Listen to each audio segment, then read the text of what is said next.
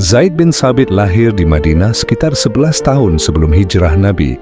Ketika Rasulullah hijrah ke Madinah, usia Zaid masih sekitar 11 tahun.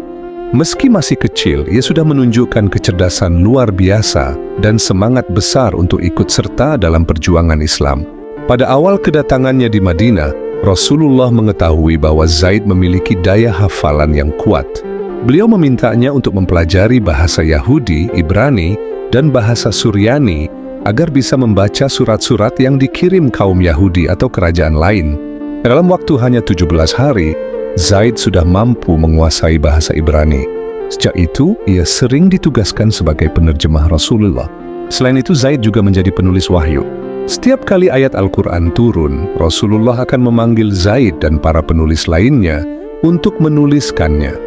Ia pun dikenal sebagai salah satu sahabat yang paling banyak menghafal dan menulis Al-Quran pada masa itu. Ketika terjadi Perang Badar, Zaid masih kecil sehingga tidak diizinkan ikut. Namun semangatnya tak pernah padam. Pada Perang Uhud, ia ikut serta membantu pasukan dengan caranya sendiri. Sejak saat itu, ia mulai ikut dalam berbagai peperangan bersama Rasulullah. Rasulullah sangat menghargai kecerdasan Zaid. Beliau bersabda, "Orang yang paling mengetahui tentang faraid, ilmu waris, di antara umatku adalah Zaid bin Thabit." H.R. Tirmidzi. Zaid memang sangat ahli dalam ilmu faraid, bahasa, tafsir, bahkan fiqh. Banyak sahabat yang belajar darinya. Peran terbesar, Zaid bin Thabit datang setelah wafatnya Rasulullah. Pada masa Khalifah Abu Bakar As-Siddiq, banyak para penghafal Al-Quran gugur dalam Perang Yamamah. Umar bin Khattab lalu mengusulkan agar Al-Quran dikumpulkan dalam satu mushaf. Abu Bakar pun menunjuk Zaid bin Thabit untuk memimpin pengumpulan ayat-ayat Al-Quran. Awalnya Zaid merasa tugas ini sangat berat. Ia berkata, "Demi Allah, jika aku diminta memindahkan gunung, itu lebih ringan bagiku daripada tugas ini."